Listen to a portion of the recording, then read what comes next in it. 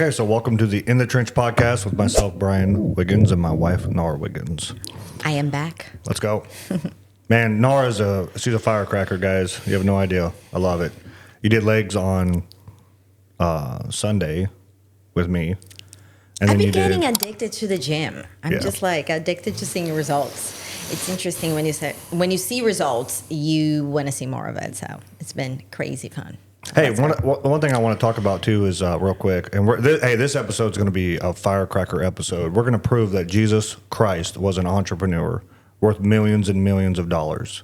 Very interesting. I'm ready to go on this. He brought this up to me, and I'm like, what? Like, what do you mean? It's so challenging, right? It's like we have been brainwashed to believe Jesus was poor, and he loved poor people. And I know that's like, what? It's like, oh, no, it's like, hold on, he doesn't love poor people? Well, wasn't he convincing everybody to be rich?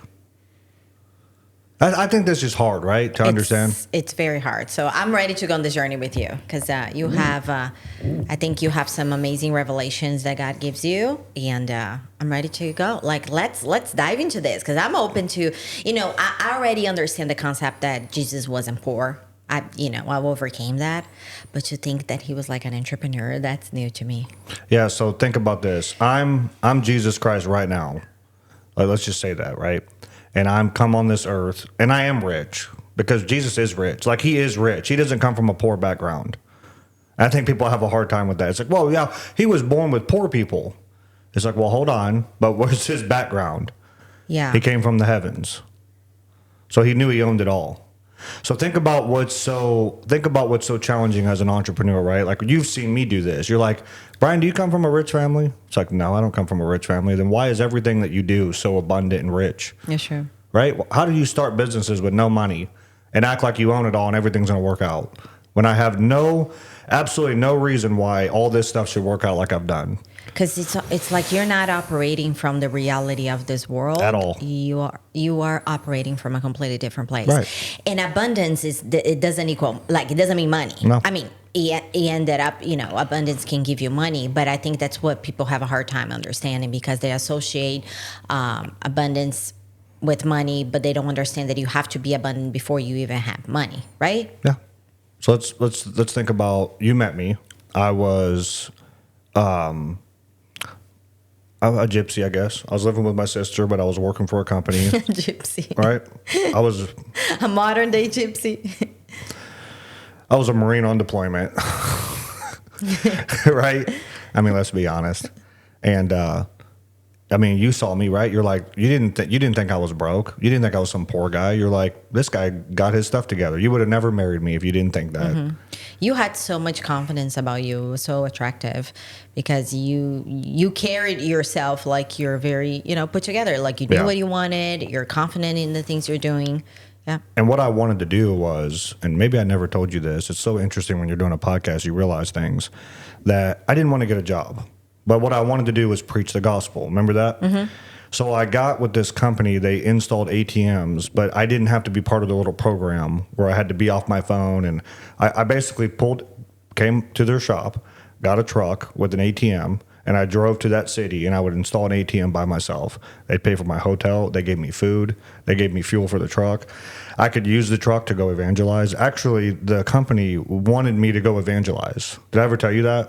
Mm-hmm. So it was a kingdom CEO, and he was like, I want you to go preach the gospel. So what I do is I'd go into these cities, and then I would go do my thing where I'm walking the streets, preaching the gospel, praying for people. I did a lot of cool stuff. I had no money. I had no money, but I didn't care. Mm-hmm. So it's just interesting that that's the way my brain thinks, right? And then I met you, and we decided, first of all, I told you, let's get married, right? Because I saw you, and I saw all these, you guys don't even know this. Nara had a flock of guys around her trying to get with her. I guess. Oh, my gosh. I'm snatching that. And the sob stories, these guys, none of them had the cojones to say it. No. It's like, me. The thing that attracted me about you were a true man. You made a decision. You looked at me and said, I see it. She's I want mine. it. I like it. That She's song? Mine. Sure. So you met me and we're like, we're gonna go do ministry in Brazil, and we were part of this big minister that it was so hard to get his attention. We got his attention in 3 seconds, and then That's one thing we're good at doing. Both of us. It's interesting. We have that in us. So we partnered with this guy, and we set up 3 massive events in Brazil. It was a freaking huge turnout. It was awesome. We did an event. There was like 300 people that showed up, 350 people that showed up to our event. More close to 500. Oh, 500. Okay. Yeah. 85 people baptized. Many people we prayed for, and many people, became Christians. We even impacted your family. It was such an intense event. It was amazing. And on the way down there to Brazil, I didn't have any money. So I started this campaign where I was like, Kickstart Brazil. I would send people a Yeti cup if they donated $100. And we got like $5,000 that people out of nowhere just donated. It was so incredible. It was such a move of God. And I was thinking there was no limitations of what I was trying to do. I just did it. And we had to move back from Brazil to America, broke. And we lived in this luxury home, right? It was so freaking beautiful in Florida. And then we moved to Nashville, moved into a luxury apartment, no money, got the whole place filled up. And I'm like, does this not remind you of something? Of like Jesus walking on the earth? Like I was sitting there, I moved you into a home, and you were like, oh my God, this home is so amazing, right? Especially in our situation. And we didn't have any furniture. And then God filled up the furniture. There was a lady who called us. She was lived in $1 million home in Atlanta. Beautiful home. Damn, it was gorgeous. Gave us all of her furniture. It was a crazy story. Her plates, her cups. No, she literally, so this lady, she decided to downsize. I think she was going through a divorce, something like that. And she had all this amazing furniture in her house. Like it was nice furniture. And it was not just furniture. It was TVs, computers. Like 65-inch TV. Things for the kitchen, whatever, everything. And she reached out to a friend of ours and said, hey, do you know of anyone who used this? And I don't know how you guys came to contact, but he's like, hey, there's a lady. You want to check it out? Maybe you guys take some of that stuff because I know you guys just moved in here in Nashville. We're like, okay, let's go check it out. We go there. And we go from having nothing in our home, nothing. Like we had nothing. Let's just be honest. Absolutely nothing. You guys have no idea. We had a mattress. We had no plates, no silverware, nothing. Nothing. And it was an air mattress. Yeah, okay? and we were like, hey, I guess, we're going to work a little bit and start buying this stuff like most people would think because it's not like we had family members who help us, nothing. So it's like as we work, we buy it. And then we got this message. We're like, okay, yeah, let's get a moving truck. We didn't even know what she had. Let's get a moving truck. We'll go there. We'll check it out. Whatever she has. We're thinking it's going to be like cheap stuff. But we're like, at the end of the day, we don't have an option in a way. At least I was thinking that. You probably thought differently. And then we show up there and oh my gosh, we came back and it was almost surreal because when the house was all put together, we got everything from silverware to like the most amazing kitchen towels to all the furniture to TVs to computers. Vacuum, like anything that you need in a home. Like if you were, let's say, think about going to an Airbnb, a very nice Airbnb, and that's what we had. We went from having nothing to jumping to an Airbnb, decorations for the house. I remember she had like all the decorations for like holidays, and it was surreal. We came back, we're like, what just happened? That was God. And then I think that was because also you were walking in that abundance. And you've always attracted this kind of stuff. It's been very cool. Well, I've always believed. So I come from a very poor family, and I met God at 16 years old, and He supernaturally changed my life, and I never had limitations. Can you believe that? Like, can you say, yeah, man, you didn't have limitations? Yeah, no. I just believed that I could do whatever I wanted, and there was no limitations of what I could achieve. That's true. I think big, right? And I never let my bank account determine what we're doing. Mm-hmm. And it's like I didn't have to get a good job. I knew that there was another way that God would provide. Yeah. So I have a feeling that Jesus walked this earth, and He was like, He's like, I don't care about money in my bank. When He fed the 10,000, He got frustrated that these people couldn't believe that God wouldn't provide the food. Mm-hmm. He's like, give me what you want. Give me what you have. 3 loaves, 3 fish. And He fed 10,000. Like the snap of His fingers. That is so crazy to think, to be able to pull something like that. In 2 seconds. And I think people think that, do you think that people see this like, well, he was God. That's why he was able to do this. Because I think that's people's excuses. It's like, because he was fully God and fully man, of course he was able to do that. Almost as it excuses ourselves from tapping into that kind of abundance. Well, I'm living proof. And I think that's what I want the viewers to see. I want the viewers to kind of have context that this poor guy who has a similar story to Jesus, right? Like, I grew up in a manor, you know, and he had two parents that were together. Okay, I didn't, right? Like, he had. But they talk about how they think that Joseph died really young. Okay, there you Historians, go. Because it's no nonsense that there's no written scriptures of him. Mm-hmm, it's always Mother Mary. Yeah. So obviously he died. Yeah.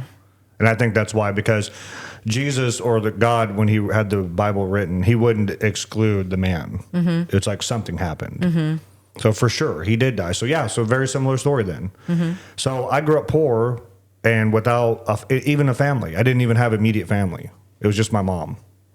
I didn't have aunts and uncles. I mean, I have aunts and uncles, and they follow me, so they might get upset if I say that. But I think that they'll understand. They were not part of your life. They were not part of my life at all. Zero. Yeah. So at the end of the day, I think I'm living proof that you can tap into the kingdom. And I think that Jesus tapped into it. Would you agree to me that Jesus gives us full access, or is it like a part access, or is it a little bit access? No, I think he gives us full access. I think we have a hard time accepting it. I think we don't believe that. Yeah, we don't believe it. We don't believe, and then we don't accept. Well, how many times do we walk this earth and we say, well, I want to do that, but my bank account. Well, I want to do that, but this circumstance. Mm-hmm. We just had a lady, it was so funny. We quoted the deck stain, replacing boards, big deck, $3,800, so cheap. It really is. And she's like, I had some unexpected expenses come up. And it's just like, you don't want a deck bad enough. That's all it is. You know, it's like, it's not that important. Why did I bring that up? Because it's always circumstantial. Everything is circumstantial. Like, man, our life has been so based on faith. Like, me and you, we live a freaking amazing life. Mm-hmm. We went to Brazil. So we came to Nashville. Then we started the business, moved to Knoxville, got to experience Knoxville. What a great experience. What a blessing that we got to experience other cultures, right? Because I think Knoxville is its entirely culture. Yeah. It's like going to another planet. We have been very blessed to live in different cities, different countries, and experience, all the difference in that. I don't think like a lot of people get to do that.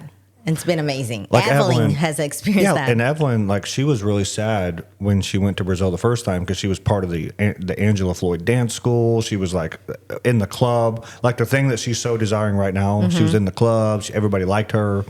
She's Miss Popular Girl.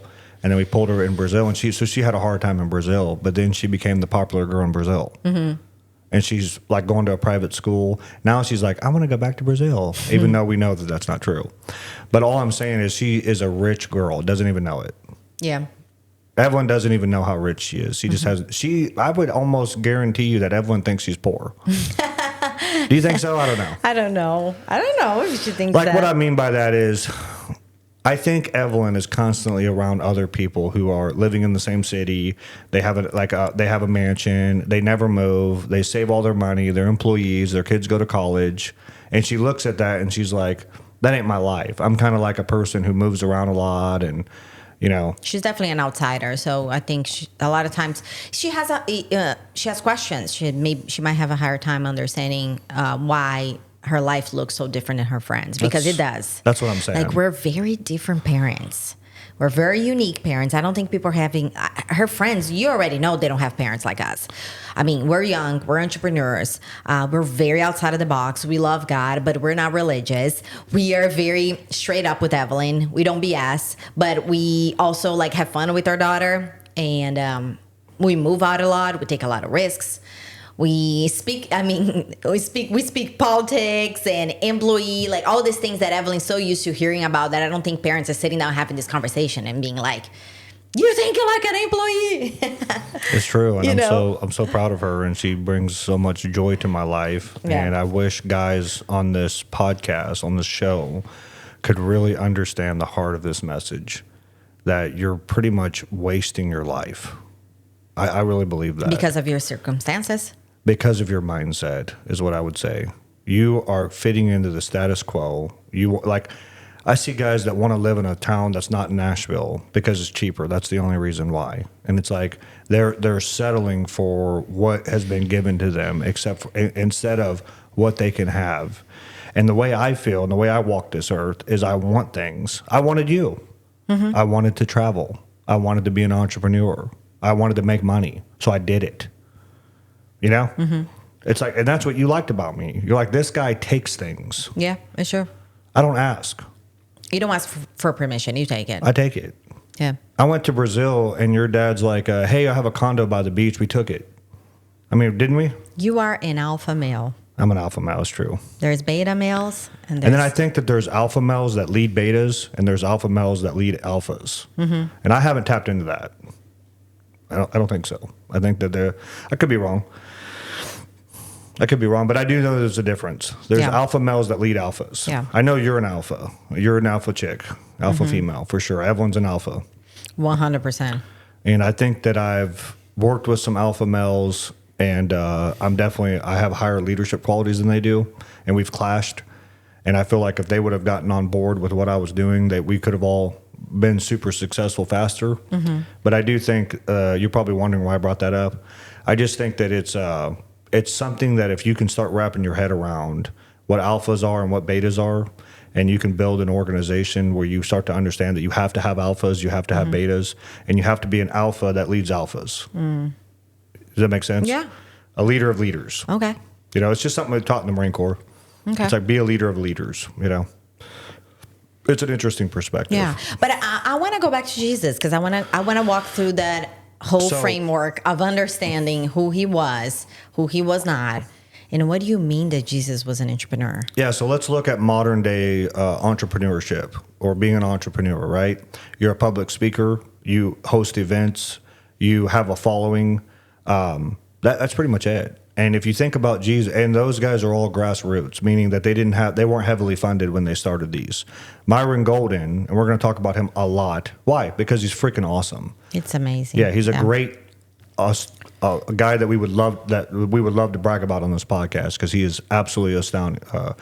He's absolutely amazing with what he's bringing and everything. But he calls himself the trash man to the cash man. That's his book. Yeah. Yeah, because he was poor.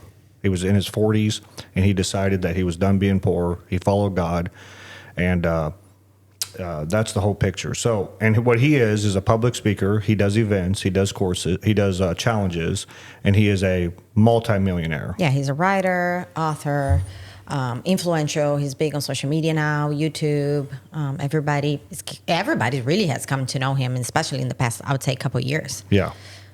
And if we look at Jesus, he was somebody who on the day that he was born, you know, they gave him a treasure of gold, right? Frankincense, and they gave him gifts. It was valued somewhere around 10 grand. He turned water into wine, which was valued at, let's say, 50 grand. You know, I think people don't understand, like he filled up jugs of wine, he turned water into wine, and he brought a present to a party. And it was like, well, what kind of wine was from Kingdom? Like the heavens. That wasn't regular wine. That was like the best that the world's ever seen. Probably to this day, that was the finest wine of the land. And he filled up 6 jugs. So he was doing things that absolutely had a monetary value on this earth that only a wealthy person would be able to bring that together, be able to do that. Well, let's say I'm looking for followers right now. Like right now, I'm looking to... I find a guy who's a fisherman, and I'm like, hey, man, why don't you come and follow me? And he's like, why? So I cast your net on the other side. And I filled up his boat with fish, paid him for a year's income. I mean, how hard is it to follow me? It's like, all right. Especially because Peter had a family, and I thought that was so cool because following him meant that the provider was going to be taken away from that home. So Jesus just provided all that for his wife because she was going to be at home without her provider. So I think that's incredible. And then think about this. Think about I'm this powerhouse leader, and I just filled up your boat with fish. The world craves leadership. So it was so attractive. Like, of course I want to go learn from this guy. So it wasn't like people make it sound like it was a step down. Like these people were like, well, I guess. I mean, we'll see how this is going to go. Wasn't it like, oh my God, this guy just filled up my boat with fish and he has this leadership that I've never seen before and I can't wait to learn from him? And think about it was a big deal to be part of his inner circle. Yeah. So his disciples became famous through that process. All of them. All of them. And I mean, you saw in the conversation, they were constantly fighting like, who do you love more? Who's going to take this over? Who's going to be in control of this? Who's going to be sitting next to you in heaven? Like, they were always, because it was so... Yeah. It was so exciting and it was such a big deal to be part of the inner circle of Jesus, who was very influential, very well known, and was gathering crowd. I mean, think about it, Brian. Like, come on. Imagine you and me setting up an event right now and knowing that some people are going to show up and we go there and there's like 50,000 people that showed up. How incredible is that to be able to do that? That's what he was doing. So it is a big deal, because if you look today, everybody's trying to get influential. Everybody's trying to be abundant. Everybody's trying to get people to follow them. Yeah, and we noticed something that's so important in the entrepreneur journey. You said it spot on. You said, but he wasn't selling anything. Remember you said that? Yeah, because that's what I said. I said, what do you mean he was an entrepreneur? Because I said the only difference that I see is that, like, I see speakers today. Myra Golden is selling something. Grant Cardone is selling something. Every single influential person on the internet right now is selling you something, or lots of things. So I said, I don't think Jesus was selling anything monetarily. If I look at Myron Golden, and he'll say it, he says, I don't sell anything. And I think that's something that we need to pause for a second. When you are an entrepreneur and you are selling people things, nobody's buying. People don't like to be sold. But if you create an offer and you deliver that package with excellence, people throw money at you. Now let's look at Jesus. Was people throwing money at Jesus? Yeah, they were. And if we look at it, that is the journey to entrepreneurship, is you create a phenomenal package that people throw money at you. You don't have to sell. There's no selling. It's becoming. It's everything this podcast is about. It's about becoming. Why is it that people are throwing themselves at me? Why are people trying to get my inner circle? Mm-hmm. Well, I see what you're doing, Brian, and I want to get close. Exactly. They see that there's something in it that they want to be part of it. It's never about money. It's never about money. It's never about how much money you have. Because it's been this way even from the beginning, and when you didn't have any money. Yeah. So if you look at Jesus, the reason why I claim him as an entrepreneur, because he was on a journey to start a church. Is that not an entrepreneur journey? Mm-hmm. He started the first church. He was on a journey to create a movement. That's like a church or an organization. It can be all kinds of things. It was literally like Charlie Kirk. He started an organization, and his disciples continued the organization. So why is he not an entrepreneur? And why do I believe that every person on this earth is supposed to be an entrepreneur or with an entrepreneur? And I mean, as an entrepreneur, you're finding solutions to people's problems. He was finding solutions to and people's you're not problems. selling anything. He was fixing their problems. Or finding, presenting the solution. Yeah. And he never had a business. Well, he probably had a business plan, but what I'm saying is I don't think he had a business plan. He had a blueprint from heaven for his mission here on this earth and what he was supposed to do to fulfill his mission. Because at the end of the day, he was supposed to die on that cross. And God fully funded it. He fully funded it. 100%. He didn't start with money. It's hard for people to understand, Brian. Most of us think that Jesus was very poor. Like this conversation, it's very controversial to say that Jesus was rich and that he was an entrepreneur. Think about all the rich people that he was in circles with, like all of the really famous, highly influential people that was coming to him. Oh my gosh! Like we know of the high priest that was like the top of the high priest, which I don't know the name for that. I don't remember that. Had to meet with him in secret doors that people would see, but he was dying to meet with Jesus. He was dying. Yep. So think about it. Jesus was so freaking influential and big and powerful and everything that people have always wanted, especially, the Pharisees. That's what they wanted. They wanted power, presence, influence, gold, all of that. And that's why they wanted to kill him. Exactly. And I'm going to tell you right now that Charlie Kirk died because of his influence. 100%. Okay? Yeah, that's why they killed him. Because of his influence. And was he rich? And his abundance. Was Charlie Kirk rich? Very rich. Did he start with money? No. So I'm just trying to paint a picture here that I think that I'm tired of the excuses of people living a sob, sad life. And I think I'm 100% against the system.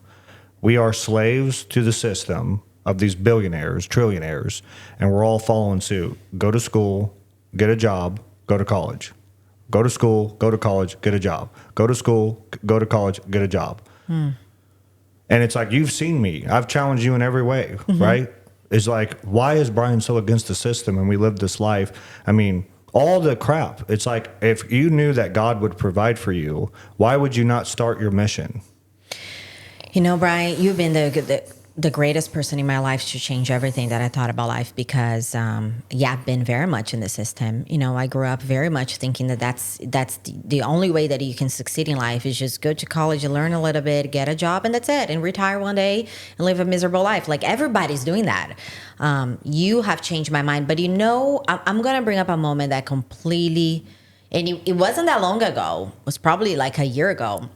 That completely baffled me. It's when I came to the realization that I was serving money and not serving God by living in poverty. Yep. Because my whole life, I thought like this, you know, that people who serve money, you know, the rich people, they're not serving God because they're serving money. They're all after money. I didn't realize that actually serving money was saying no to the things that God wanted me to do and saying yes to a paycheck. Trading my time for money. You know what I'm saying to God when I trade my time for money? I say, I don't believe in you. I don't trust you. So I need to kind of get a paycheck. So I'm going to work for a paycheck because I got a money. So between you and the money that is going to come to my account, if I just get a job, I'm going to get my money. By God. No. Holy crap. That was insane to me, which in my case, I wasn't even doing it specifically for a job because I haven't got a job. But my mindset was in that place that I was refusing to do the things that God had for me because I was looking at tasks and things that I could do that I could trade off for money instead of thinking bigger. Now, let me say the moment that our life changed. You know that I already thought that. I already felt that way. When my wife understood that and you got fully on board with everything we were doing, our life changed. Mm-hmm. You've 10x'd everything I'm doing. Yeah. And I think you men out there that have a wife and you're not washing your wife, you're not coaching your wife, you're not giving her mentorship, you're not explaining to her these things, and she's on board with the employee stuff, it's a constant battle of walking in this life in the kingdom. And as a husband, you have to bring your wife in and you have to teach her, educate her, help her, bring the revelations to her.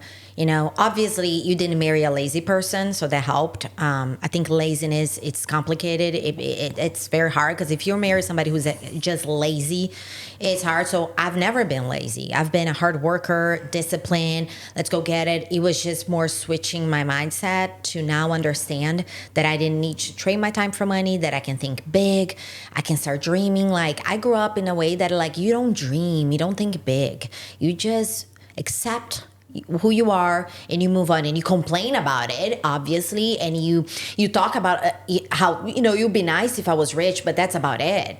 And you open my eyes for that. And if it wasn't for you, man, my life has completely changed. Sometimes I look at my life and I can't believe that this is the life that I get to live, that I'm like, we're entrepreneurs. I never could have imagined. We own business. We you know, we've done the craziest things together, and most amazing, even ministry was amazing how we were able to do ministry together. I never thought it would be possible. We were doing things in Brazil. So imagine me, I grew up in Brazil, going to these churches, going to really poor churches, doing all this stuff. Me and you get married. We show up to Brazil, to the city that is amazing. It's like the Dubai of Brazil. That's where we're living. By the way, we were living in the most amazing city in Brazil. And we were going to these churches that were mega churches. I don't know how, but we were preaching on stage. How did that happen? No, I had my family members, because you got to think, my family members go to church. They go to very renowned churches, some of them. And they're like, how did you, because I see you both, like you're nobodies. How did you both get to preach in that church? Like, I don't get it.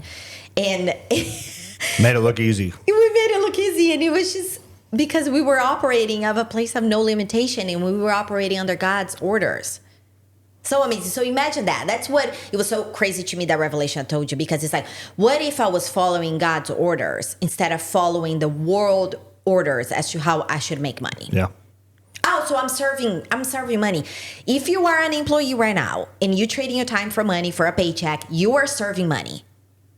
You're not serving God, because God has bigger plans for you. You just don't believe it. You're not willing to do it. Now let's take it a step further, because I just heard the objection. I heard someone object, and they said, well, Nara, I go to church and I pass out coffee. Well, Nara, I'm a deacon at a church, and of course I work a job. I mean, that's what I do. But I'm fully in ministry because I go to church and I serve. And I serve in the church. No, it's like, sir, you are a slave to the system and you are a slave to the church. And that's all there is to it. And I hope we ruffle feathers. Have you ever sat in a church and been like, I want to be the person speaking? Yeah. Why am I listening to this person who is educated, who went to college, got a degree, and now they're teaching me how to live a life? And then they're gaslighting us that we're not spiritual. Well, you need to go to your prayer closet and give me money. So it's like, we're just cutting the bullshit, right?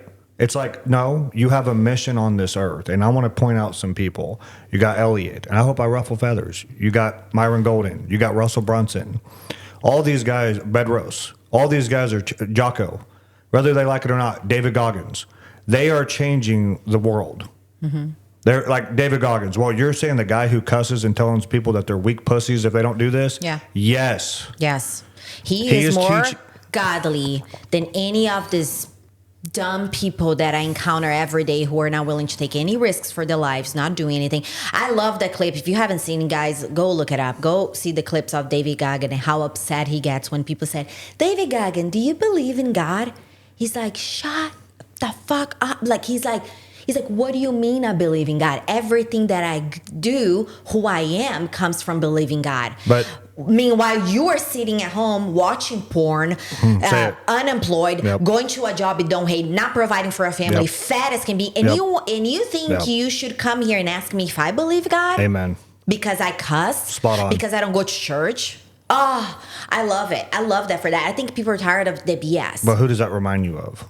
You. Jesus. Oh, and Jesus for sure, yeah. I mean, Jesus walked to the temple and flipped it. He said he walked. I mean, I'm just like, how upset do you have to be? Like, well, Jesus, I hate this watered down version of Jesus. Guys, he's always so soft. No, I'm like, guys, he was David Goggins. He was Bedros. He was Jocko. He was all these elite guys. He wasn't this soft guy. He was not soft. Asking for permission. I promise you, there was nothing soft about him, and he ruffled feathers. He was Donald Trump where he said things you didn't like. Well, if that guy would just be more political, if he would just soften his voice and say things that don't ruffle feathers. I'm like, he ruffled so much feathers that they hung him on a cross. Charlie Kirk. Well, Charlie Kirk, he was a racist. I mean, what would people? This is what I don't understand about people today. They think that because they go to church, that they are different than the people back in the day. I'm being honest with you. I'm picking on the church right now. They're on a pedestal. And they're trying to tell me, because how many churches celebrated Charlie Kirk's death? Not that many. Or I meant... not celebrated. Mention his death and mourn his death. Sorry. And almost how many people celebrated it. That's kind of an interesting perspective, right? Because he was speaking too much. Silence your mouth. Like when you go to a pulpit, say this fancy little thing that makes everybody feel good. These churches are trying... Even the churches that think that they have a hard message is soft. It's soft. And they're trying to control you. They say, if you go out there, just don't... And if you say something that ruffles people's feather, he's like, you need to go back to theology school. We got to teach you how to communicate a little bit better. You can't say things that way. And you just... we got to mold you. They're always trying to control you. Yep. So what the church didn't like about Charlie Kirk, because I don't know about you guys, but I came to realize that most of the churches did not like Charlie Kirk and what he was doing. One, because he was actually working. He was being influential outside of the church, and he wasn't following the systems, and he was holding the church accountable for their weakness and their lack of, presence into speaking about political matters, which is so very important. But what they're trying to do, they were saying, we just didn't like the way he spoke to people about it. We just didn't like the way that he brought up, sexuality, the way he brought up, money, and the way he talked about Israel. He just didn't like the way he talked about it. And what happened with Charlie Kirk? a lot of people start surrounding him because they start trying to control the way he was talking. He's like, you know what? We don't like the way you talk. So I want to become your best friend. I want to become the chief of staff of your organization. And I want to be close in your circle. And I want to slowly start telling you, hey, buddy, let's just not go in that direction anymore. Let's just, and that's what they were doing with him, which is so psychotic. And it's what the system tries to do.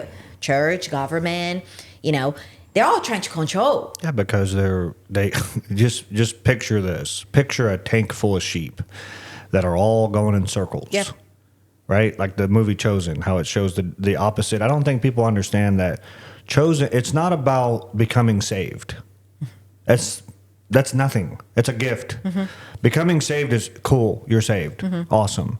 Now turn around and start walking with Jesus. Now, what was Jesus doing? He was fulfilling a mission. Well, what's your mission? Well, my mission is to go to church and serve in church. No, it's not. No, it's not.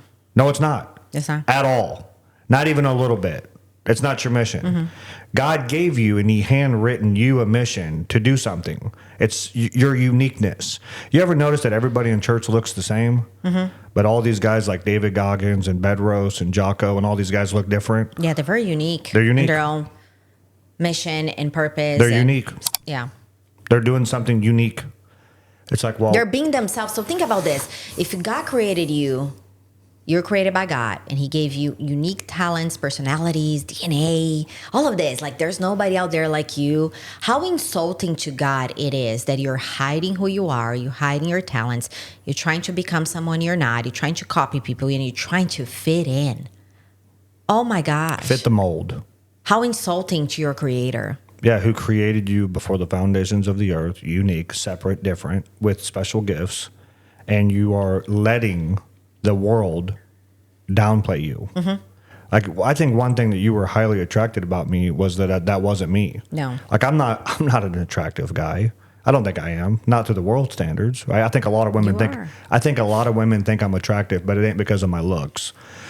I think that do you want to say something? No, I don't. Oh. I think that it's what's attractive. Like David Goggins, he's an ugly guy. In my opinion, he's ugly. Jocko Willink, ugly. These are ugly guys. To me, they're very ugly. But the women... But they're very attractive. Very attractive. Because they're a man. They're strong. They're unique. They're unique. They're confident. They're outspoken. They are sure of what they think. So, if you're out there, because, if you're out there and you're like, I want to be that, then stop fitting the mold. Stop saying the things that your crowd is saying. Figure out who you are. And you know what you have to do in order to figure out who you are? You have to get in the trench. You have to.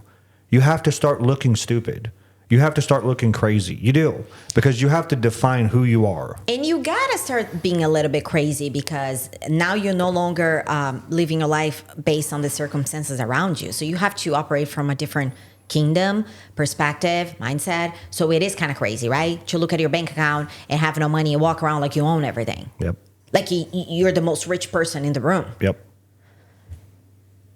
And and that's what Jesus wants for every single one of us. I don't think Jesus came here and did what he did and left so we wouldn't become leaders. Yeah. So we would just become followers. Yeah. Like that's all you do. You should follow Jesus. Outside of Jesus, should you be following everybody around you? Or should you maybe become a leader? Because how are the sons and daughters of God supposed to rise up on this earth and take dominion if they're just following? I don't get it.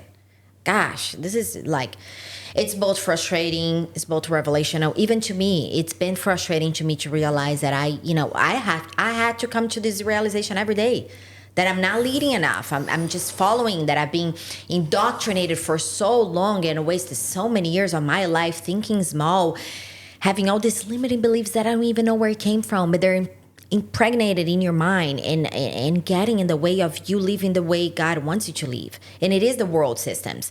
If you read the Bible, if you see what God says about you, it's never limiting. It's never. Oh, You're sitting at heavenly places with God. So right now, hold on. Jesus is seated next to the Father in heavenly places, and I am seated with him because I believe him. Oh my gosh. And I want to share something. Remember when Jesus visited me in the middle of the night? I've not shared this with anybody, really, publicly. Yeah. And I woke you up and said, what just happened? And the thing is, too, this wasn't the first encounter I've had with God. I've had some very serious encounters with God. I'll share two of them briefly. The first one was when I overdosed on cocaine. I was like 16 years old, and I remember I got a guy downstairs. I was at my mom's apartment, and I said, hey, Mom, I'm going to step outside for a second. And I was reaching for the door, and she said, stop. And I said, yeah. And it was like God manifested inside of her body is the best way I could explain it. And this has happened more than once where God did this through my mom. And she said, now don't do anything the good Lord wouldn't want you to do. I'm like, and that's not, my mom. It's just not something she would say. Not really. I said, okay, I'm about to go get cocaine. Like right now. He's waiting for me downstairs in the parking lot. Okay. So I go down there. He gives me an 8-ball. I go over to this lady's house.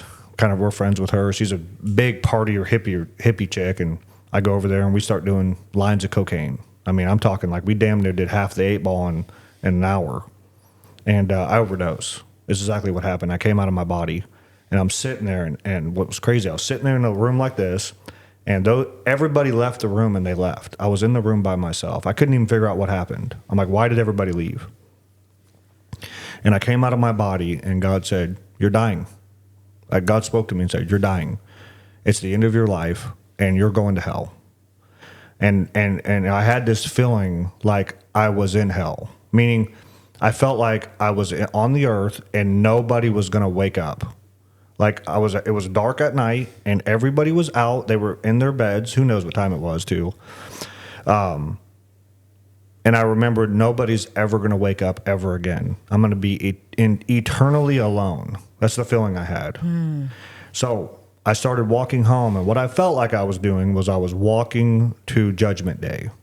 Like I was about to go meet God and I was going to have to explain to him my life. It is exactly how I felt. It was a supernatural event. And I walked upstairs, and mind you, I'm sober. I was sober-minded.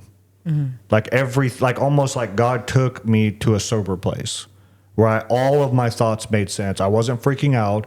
It was more like it's Judgment Day. So I walked down the corridor of my mom's hallway, and I opened the door, and my mom, who's dead asleep, rises up out of the bed and starts speaking to me like God. Brian, what are you doing? Today, if you receive heaven, why should you enter heaven? I said, God, I started stuttering. I don't. I couldn't even say it. I don't deserve heaven. And I started repenting. And I wasn't even saved back then. Do you understand that? I didn't give my life to Christ. It was an encounter I had with God. And he said, and my mom snapped out of it. She woke up and she's like, what's going on? I was like, Mom, I overdosed on cocaine. She put me in my room. My mom didn't send me to the hospital. My mom's so old school. This is just crazy, man. I love my mom. She just put ice all around me. She said a prayer. She stepped out of my room. She noticed I had a bag of weed in the top drawer. She knew I did. She actually took my weed. I just remember that like it was yesterday. I was like, the whole situation going on. My mom's like, I'm gonna smoke a joint. It's true. So anyway, she leaves the room and comes back to me and says, Brian, she said, God just told me. She said, say out loud, Jesus saved me. And I said, Jesus saved me. And he saved my life. He pardoned me. Wow. And it was such a powerful encounter. It's what changed my life, honestly. And I started going down a journey with Christ. I started seeking him more. I remember like I had a cigarette habit while smoking a pack a day. I just said, God, take this from me. And God said, take it away from me. And I said, take it away from me. And he took it away from me. To this day, I haven't had a cigarette. Wow. To this day, I haven't smoked a cigarette. I smoked cigars and I chewed tobacco, but I never smoked another cigarette forever. He took it away from me forever. This is so amazing, right? Anyway, I ended up getting saved. That's another story. But this time I was in Knoxville. We're running Dude's company. We just landed Roan State. I just hired the best crew I could ever have. Remember? Which is the crew we have today. Today we have the same crew. And we're getting jobs out the wazoo. Remember? It's just like one after the other. I don't know what our last month, but it was like $100,000. It was somewhere around there. Excuse me. It was like 80. Well, something. I know we just finished Roan State, but we were getting jobs left and right. And Roan State just called me. They loved me, and they said, come out. We want you to give us a quote on 5 buildings. And they were already okay with the price, you know. So I was just saying everything was looking good, and I was sitting in the middle of the night sleeping and God woke me up, and it was like I got dragged into the war room. It's exactly how it felt. And I looked up, and there was this guy with full armor on. He even had a armor face on, like he was full armor, like ready to go to war. And I knew it was Jesus. I knew this guy who just lifted me up, and he grabbed me by my shirt and lifted me up like this to get my attention. And he had this big, it's crazy. He had this big sword or battle axe. It was massive. It was so freaking large. And he told me, first of all, I just started repenting. And if you look throughout all the scriptures, what's the first thing people do when they encounter God? They repent. Even if you're saved, even if you're a Christian, you can't. I'm gonna tell you right now, you can't control it. You just start confessing, God, I'm sorry, because when you're in the presence of an almighty God, that's why I think I hate when people say Jesus was weak. I know. I'm like the opposite of weak. The guy is so majestic that you just start repenting. You can't even control it. You just want to fall on your face and say, yes, Lord, you know? Yeah. So after I did that, it's almost like he set me back down and he rose up and he stood his ground because he had something to tell me. And it was so serious. He said, I want you to sell your business, everything in it, move to Brazil. What? And you know, I didn't argue it. No. 30 days later, we were moving to Brazil. But this was real, and what God showed me was I was in the battle realm. It was so serious, the mission that God had for me. And I don't think people are having encounters like this because they're not searching God. They're not seeking God. I was seeking God. And I don't think people realize, too, when you seek God, these are the encounters you're going to have. It's the most scariest thing in the world. But it's the most amazing thing in the world because you think about it, he brought me into the war realm. Mm-hmm. And there was his angels all around. I remember it was a massive room. Massive. It was a massive corridor. And everybody was battled up, which tells me his coming is coming. Because why was he in armor? Mm-hmm. He's ready. Okay, so in the Marine Corps, there's called the staging area, and it's right before you go to war. He's in the staging area. And I know it because he was in the staging area. I saw the staging area. He's in his armor. So the whole idea is, so people say, well, what's our mission? Is it to go and preach the gospel and cast out demons?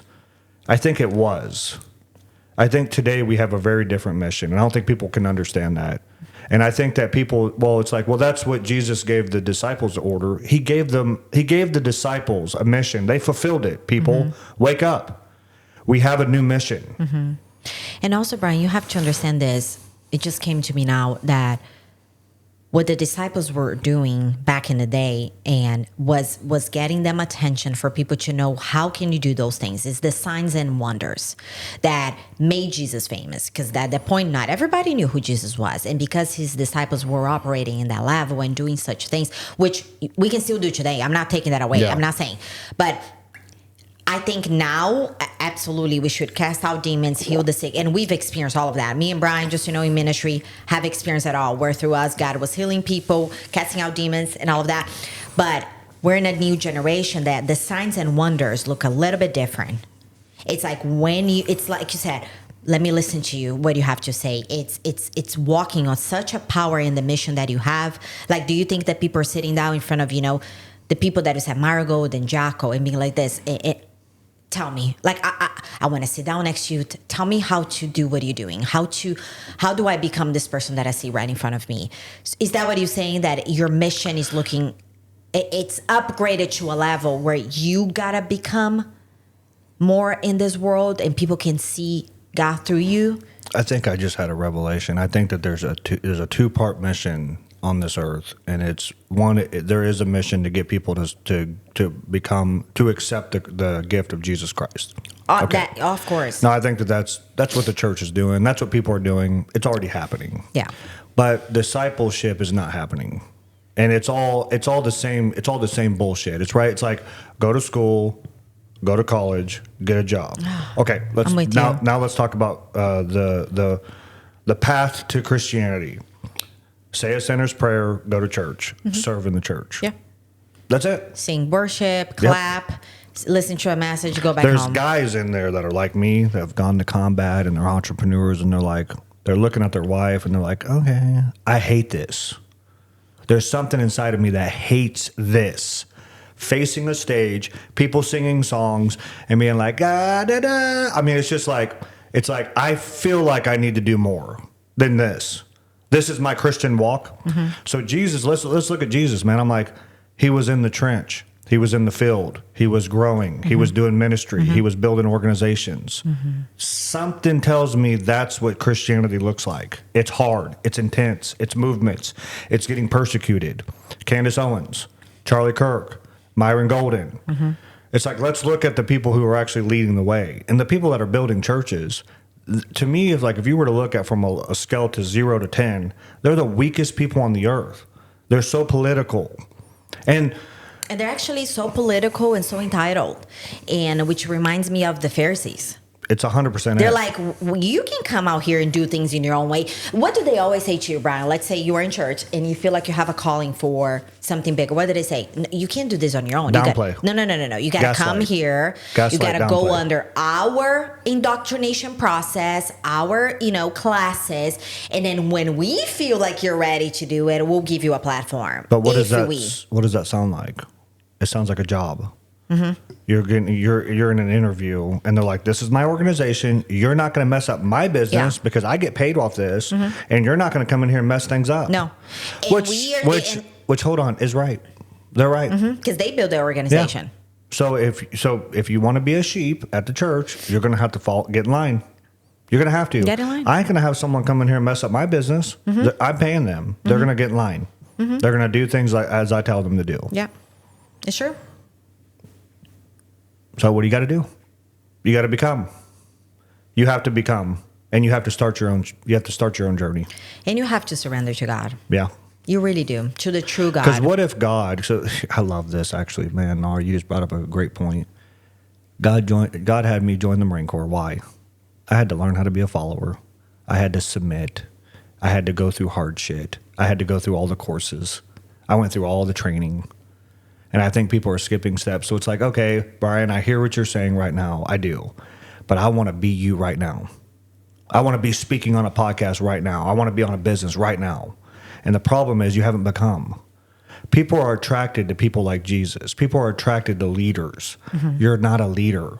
So maybe you do need to go to the church. I'm sorry. It's like, so now I'm going to have a different message. Maybe you need to go through the protocol. Maybe you need to go through training. Now let's do it from an entrepreneur standpoint. Nara, you were an employee when I met you. Fact. You started going through discipleship of learning what it is to be an entrepreneur. What did you do along this journey? You invested. I've seen you invest in so many courses. And there's this idea too that I think is so important on this video where you're like, you even see me do it. I'm gonna buy this program at $16,000. I'm gonna be rich. I'm gonna be rich overnight. Didn't I think that? Yeah. It just added to the tools that I had to become richer. Yeah. And then we invested in another course and we thought, this is it. It's going to change our life. And in some aspects it did, but it wasn't enough. So what'd you do? Got another course. Yeah.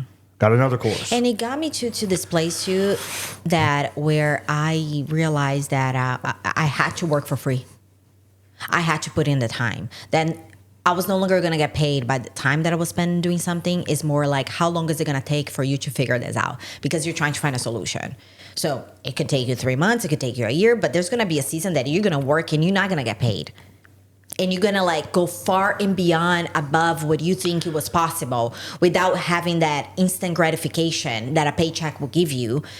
And switching to that, because every entrepreneur, anybody who is going on a journey right now that is saying, hey, I want to leave my 9 to 5, I want to build a business, you're going to have to go to a journey where you are doing whatever it takes. And you're not getting results right away. Yeah, but you're not. My question to you is, the person you were 5 years ago, put a dollar amount per hour on that person. Now I want you to put a dollar amount on the person you are today. Like, how much would somebody pay you for the skills that you have? Yeah. Well, a lot. I want you to do it. I don't know. Well, to this organization, you're the president of Charlie Company. You have 10x'd our social media presence. I would say actually you've 100x'd it. We're getting in front of 6 million people per month. And you've changed the Charlie Company entirely. How much money can I put on that? We wouldn't have been able to do this without you. You've streamlined the entire office. Everybody's talking about Charlie Company because of the skills that you've acquired. It's you are completely valuable now. You could leave Charlie Company and somebody would pay you millions of dollars to run their organization. It's just true. So that instant gratification that you were looking for when you were becoming, I think people are scared to death to become. They want. This is what people want to do. They always want to find the laziest, easiest path. I'm going to get a job.